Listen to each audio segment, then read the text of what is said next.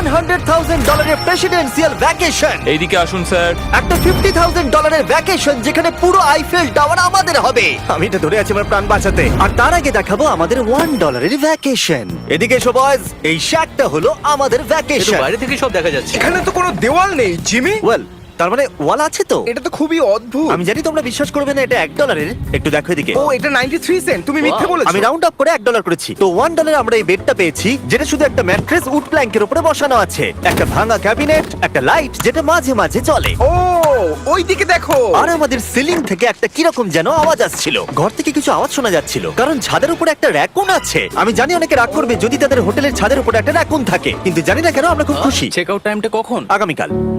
মনে রাখবে এই ভিডিওতে আমরা পরে $100,000 ভ্যাকেশনে যাব, একটা $250,000 ভ্যাকেশনে। আমরা কি ডাইরেক্ট জাম্প কাট করতে পারি না? না, আমরা যদি কষ্ট পাই তাহলে ওরা আমাদের খুশি আর কষ্টের মধ্যে পার্থক্যটা বুঝতে আমরা পারবে। কষ্ট পেলে ওরা খুশি হয়। আমরা কি একটা বেডে 4 জন ধরে যাব? যদি 4টে বেড চাই তাহলে $4 দিতে হবে।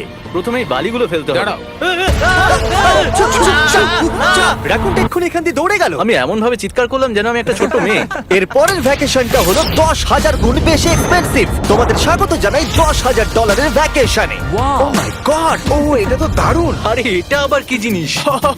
এই হোটেল রুমে জেলিফিশ আছে। ওকে, এটা একটা